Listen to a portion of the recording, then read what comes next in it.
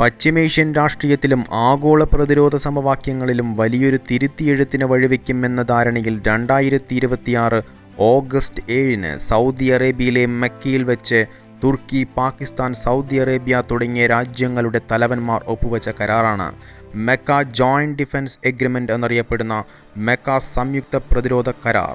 ഈ കരാറിൻ്റെ പ്രധാനപ്പെട്ട വ്യവസ്ഥകളിൽ ഒന്ന്, കരാറിൽ ഒപ്പുവെച്ചിട്ടുള്ള 3 രാജ്യങ്ങളിൽ ഏതെങ്കിലും ഒന്നിനെതിരെ ഉണ്ടാകുന്ന സായുധ ആക്രമണം 3 രാജ്യങ്ങൾക്കും എതിരെയുള്ള ആക്രമണമായി കണക്കാക്കും എന്നതാണ്. കൂടാതെ പ്രതിരോധ സഹകരണം ശക്തിപ്പെടുത്തുന്നതിനും ഈ കരാർ വ്യവസ്ഥ ചെയ്യുന്നു. പ്രത്യക്ഷത്തിൽ ഈ കരാർ നാറ്റോയിലെ പ്രമുഖ രാജ്യമായ തുർക്കിയുടെ അത്യാധുനിക പ്രതിരോധോപകരണങ്ങളുടെയും ഡ്രോണുകളുടെയും നിർമ്മാണ വൈദഗ്ധ്യവും പാകിസ്ഥാൻ്റെ ആണവായുധവും സൗദി അറേബ്യയുടെ ഊർജവും സമ്പത്തും ഒന്നിച്ചാലുണ്ടായേക്കാവുന്ന തന്ത്രപ്രധാനമായ ശക്തി സമവാക്യത്തെ എടുത്തു കാണിക്കുന്നുണ്ടെങ്കിലും യഥാർത്ഥത്തിൽ ഒരു രാജ്യത്തിൻ്റെ വിപുലീകരണ മോഹത്തിൻ്റെയും മറ്റു 2 രാജ്യങ്ങളുടെ ഭയത്തിൻ്റെയും ഉപോൽപ്പന്നമായ ഈ കരാറിനെ കാണാൻ കഴിയൂ. ഇനി ഈ രാജ്യങ്ങൾ എന്തുകൊണ്ടാണ് ഈ കരാറിൻ്റെ ഭാഗമാകാൻ തുനിയുന്നത് എന്നതും ഇന്ത്യ ഏതു തരത്തിലാണ് അവരുമായി ബന്ധപ്പെട്ടിരിക്കുന്നത് എന്നതും പരിശോധിക്കാം.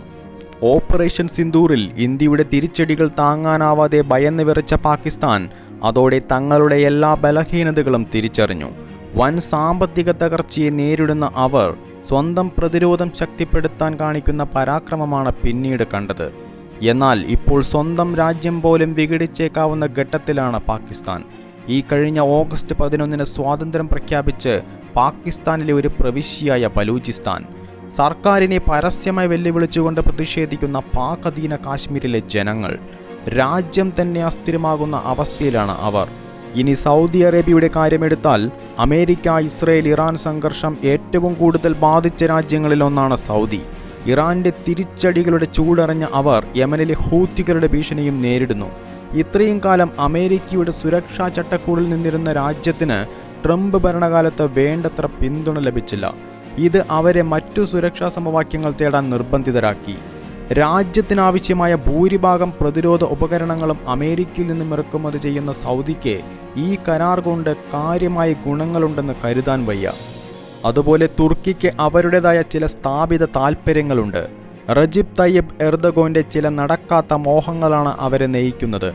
നവ ഓട്ടോമൻ എംപയർ സൃഷ്ടിക്കാൻ സ്വപ്നം കാണുന്ന എർദോഗൻ മാവി വതൻ അഥവാ ബ്ലൂ ഹോംലാൻഡ് എന്നറിയപ്പെടുന്ന മെഡിറ്ററേനിയൻ കടലിലും ഏജിയൻ കടലിലും അവരുടെ അതിർത്തി വിപുലീകരിക്കുന്ന നയവുമായി അയൽ രാജ്യങ്ങളെ വെറുപ്പിച്ചിട്ടുണ്ട്.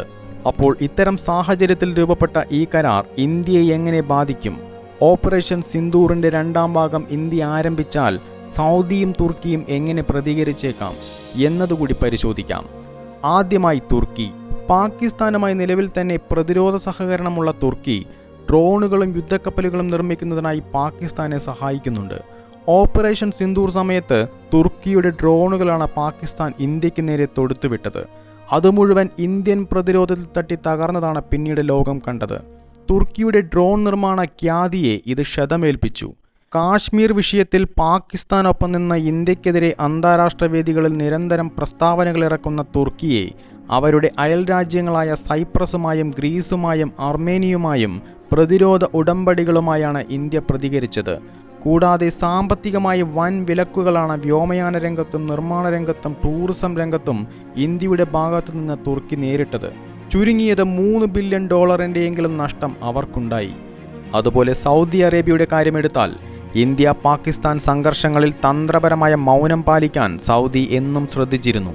ഇന്ത്യയുമായി $41 ബില്യൺ ഉഭയകക്ഷി വ്യാപാര ബന്ധവും പ്രതിരോധ കരാറുകൾ ഉൾപ്പെടെ വൻ സാമ്പത്തിക നിക്ഷേപ പദ്ധതികളും നിലവിലുണ്ട്.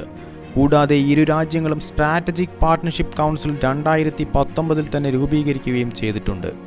ഈ ദീർഘകാല ബന്ധത്തിൽ വിള്ളൽ വീഴാതിരിക്കാൻ സൗദി നിലവിലെ അസ്ഥിരമായ സാഹചര്യത്തിൽ തീർച്ചയായും ശ്രദ്ധിക്കുമെന്നും കരുതുന്നു.